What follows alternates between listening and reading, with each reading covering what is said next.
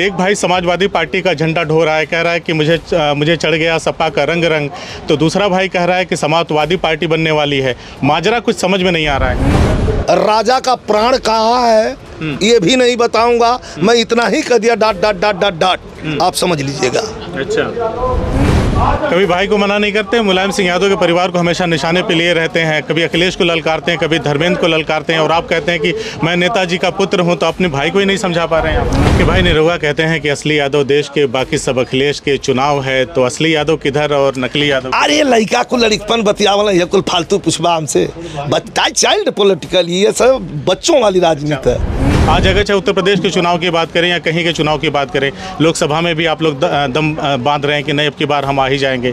कौन सी ऐसी चीज़ें हैं जो आप लोगों को इतना साहस दे रहा है? दूसरी तरफ जो प्रचंड बहुमत से सरकार बार बार बन जा रही बीजेपी, उसके बाद भी आप लोग सीना तान करके खड़े हैं। दुविधा बड़ी है आपके सामने, एक तरफ भाई है, दूसरी तरफ पार्टी का उम्मीदवार। युद्ध के मैदान में कोई दुविधा नहीं होती है, आर पार है। मुझे चढ़ गया सपा का रंग रंग, मुझे चढ़ गया सपा का रंग, जिस देख विरोधी हो गए दंग। एक सवाल बड़ा चर्चा में है, आप कहते हैं निरहुआ को आम्रपाली ने भाजपाई बना दिया, निरहुआ कहते हैं विजय लाल यादव ने मुझे भाजपाई बनाया है। ईवीएम में क्या दिक्कत है? आप लोग ये जो बार बार कहते हैं कि ईवीएम की वजह से ऐसा हो रहा है, तो जो दूसरे राज्यों में अन्य पार्टियों की सरकार बनती है वो कैसे बनती है? निरहुआ कह रहे हैं 1 से 1.5 लाख वोटों से हरा कर भेजेंगे धर्मेंद्र यादव को। आप कितने वोटों से जिता रहे हैं? ठीक काउंट कर ले। अच्छा, उतने से हार के जाइए जोड़ ले लें पहले का। ईवीएम हटवा करके और बैलेट पेपर से चुनाव करवा लें। आप 200 पार की बात कर रहे हैं, 100 पार कर गए तो उस दिन से राजनीति का कुर्ता पैजामा उतार कर रख दूंगा। ये 100 पार नहीं करेंगे, खाली बैलेट पेपर से चुनाव करवा के देख लें। अब मेरा पुरस्कार था यश भारती, मुझे मिलने जा रहा था।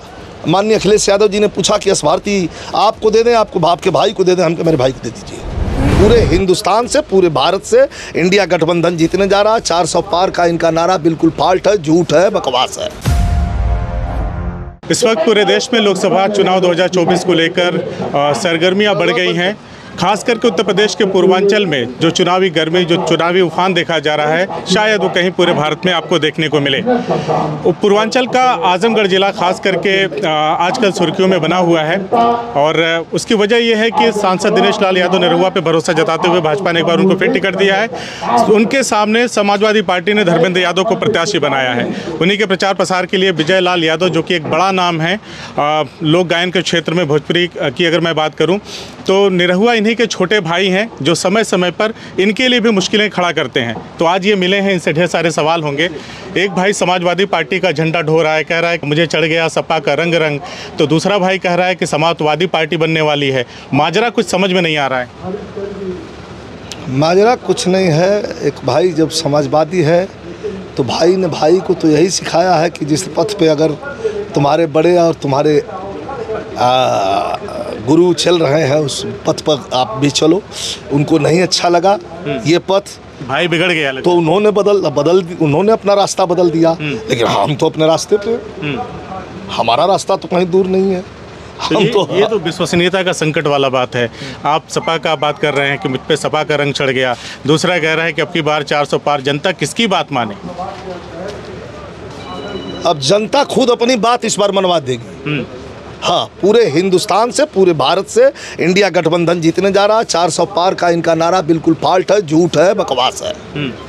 इस बार जनता ने पूरा मूड बना लिया है और इस बार इंडिया गठबंधन की सरकार केंद्र में बनने जा रही है, इसमें कोई दोरा नहीं है। कई साल हो गए ये सुनते सुनते कि विपक्ष इस बार सरकार में।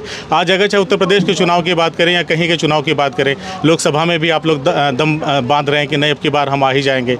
कौन सी ऐसी चीज़ें हैं जो आप लोगों को इतना साहस दे रहा है? दूसरी तरफ जो प्रचंड बहुमत से सरकार बार बार बन जा रही बीजेपी, उसके बाद भी आप लोग सीना तान करके खड़े हैं। नहीं, सीना तान के इसलिए खड़े हैं कि ये प्रचंड बहुमत कैसे इनको मिलती है, इसको मैं नहीं बताऊंगा आपके कैमरे के सामने जी। राजा का प्राण कहाँ है ये भी नहीं बताऊंगा, मैं इतना ही कह दिया dot dot dot dot dot, आप समझ लीजिएगा। अच्छा, मैं चैलेंज कर रहा हूँ कैमरे के सामने, आपके सामने, आपके चैनल के माध्यम से ये चैलेंज कर रहा हूँ।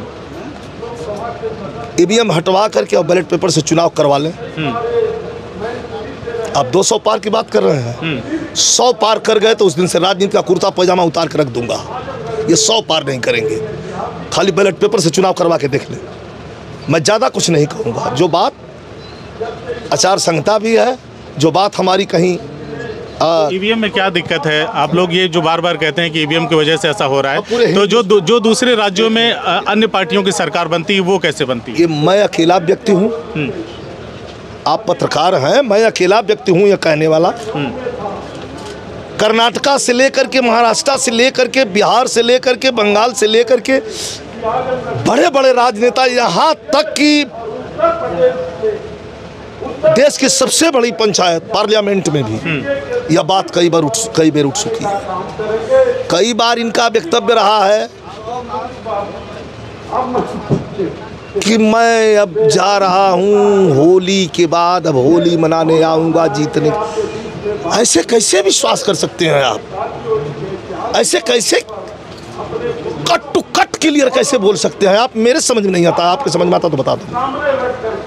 कभी भाई को मना नहीं करते? मुलायम सिंह यादव के परिवार को हमेशा निशाने पे लिए रहते हैं, कभी अखिलेश को ललकारते हैं, कभी धर्मेंद्र को ललकारते हैं, और आप कहते हैं कि मैं नेताजी का पुत्र हूं, तो अपने भाई को ही नहीं समझा पा रहे हैं आप। बेटा मान में ना है, भाई की बात क्या करते? अच्छा, बेटा पढ़ लिखा था तो बाप के मान में बेटा ना है, वो तो भाई हूँ।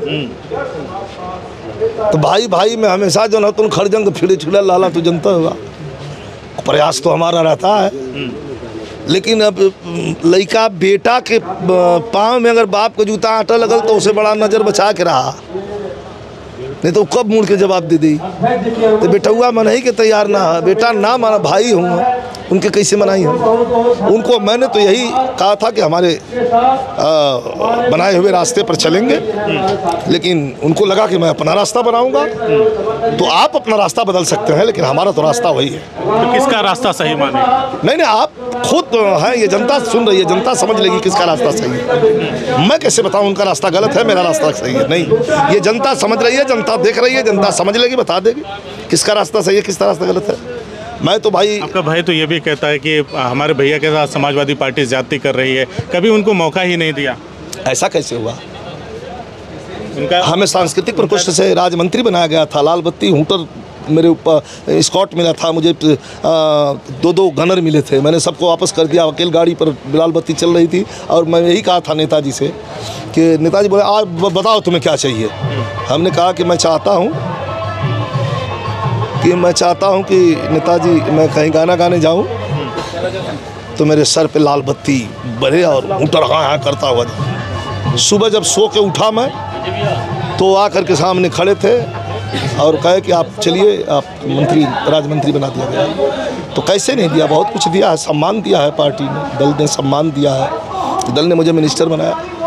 एक सवाल बड़ा चर्चा में है, आप कहते हैं निरहुआ को आम्रपाली ने भाजपाई बना दिया, निरहुआ कहते हैं विजय लाल यादव ने मुझे भाजपाई बनाया है। मैंने ये कभी नहीं कहा, ये तोड़ मरोड़ के पेश किया गया है आपके मीडिया के द्वारा कि आम्रपाली ने बना दिया, ये नहीं कहा। मैंने ये कहा था, इसको साफ दिखाइएगा, मैंने ये कहा था कि माहौल जहाँ का जैसा होता है उसी माहौल में आदमी ढल जाता है।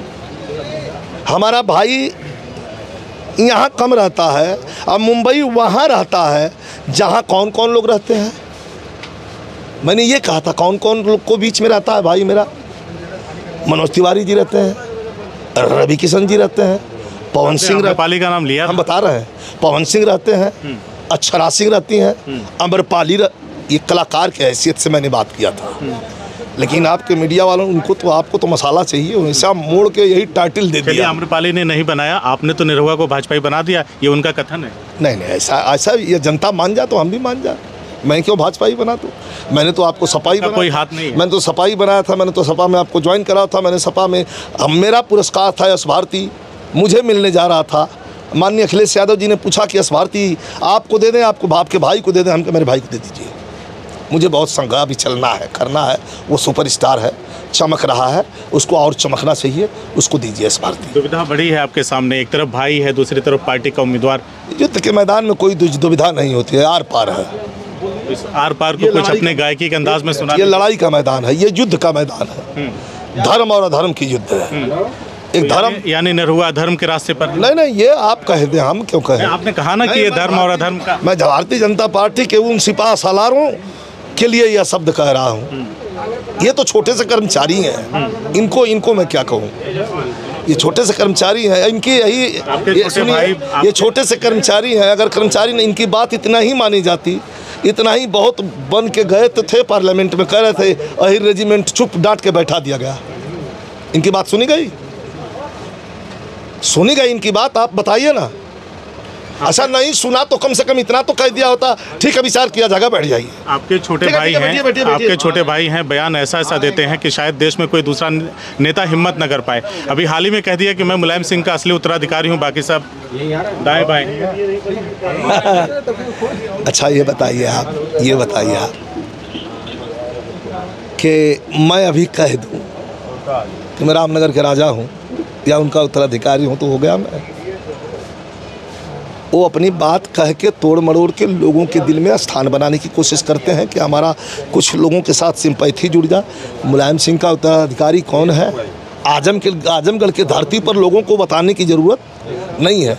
आजमगढ़ का बच्चा जानता है कि मुलायम सिंह का उत्तराधिकारी कौन है और मुलायम सिंह कौन थे। मेरा एक आखिरी सवाल आपसे, लेकिन उससे पहले 2 लाइन वही सपा वाला गाना सुना दीजिए जो अभी मंच पे आप गा रहे थे। मुझे चढ़ गया सपा का रंग, मुझे चढ़ गया सपा का रंग, मुझे चढ़ गया सपा का रंग, मुझे चढ़ गया सपा का रंग। जिसे देख विरोधी हो गए दंग, जिसे देख विरोधी हो गए दंग, जिसे चढ़ गया नाचे भर उमंग, मुझे चढ़ गया सपा का रंग, मुझे चढ़। संविधान से चलने वाला देश चाहिए, मांग रहा है भारत मुझे अखिलेश चाहिए कि मुझे चढ़ गया सपा का रंग, मुझे चढ़ गया सपा का। ये मैं नहीं कहता, ये पूरा उत्तर प्रदेश कह रहा है कि मुझे चढ़ गया सपा का रंग। आपके भाई निरहुआ कहते हैं कि असली यादव देश के, बाकी सब अखिलेश के। चुनाव है तो असली यादव किधर और नकली यादव? अरे लड़का को लड़कपन बतियावला, ये कुल फालतू पुछबा हमसे। चाइल्ड पॉलिटिकल, ये सब बच्चों वाली राजनीति है। ये छोटी ओछी बात लड़का ही कर रहे हैं। एक मिनट, लड़का ही कर रहे हैं। छोटा है हमसे, बच्चा है, बोल दिया होगा उसी तो जज्बे में आके। तो इस आप नहीं सुनते, कभी आहत नहीं होते? हम आहत नहीं होते, हम सुन के हंसते हैं। अच्छा, कि बुद्धिमान कब होगा?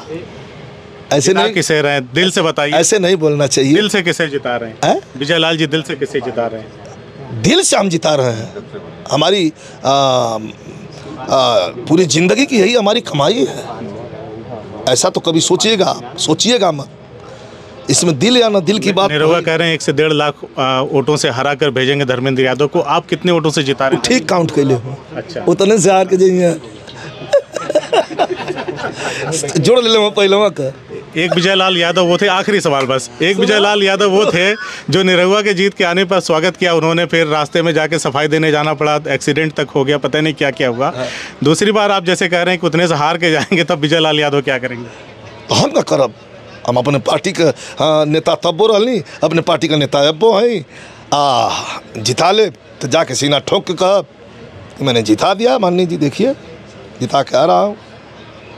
चलिए, हमारे साथ बेजोड़ कलाकार विजय लाल यादव जी थे। इन्होंने बेबाकी से हर एक सवाल का जवाब दिया। हमसे बातचीत करने के लिए बहुत बहुत शुक्रिया। आपके चैनल के माध्यम से जो साथी हमें देख रहे हैं, आपके चैनल के माध्यम से सुन रहे हैं, मेरी किसी बात से अगर आहत हुए होंगे तो उनसे क्षमा प्रार्थी हूँ। और आप लोगों को प्रणाम करते हुए निवेदन करना चाहूँगा कि कमर कस के तैयार रहिए। इंडिया गठबंधन को इस बार जिता करके और सरकार बनाना है भारतवर्ष में। बहुत बहुत धन्यवाद।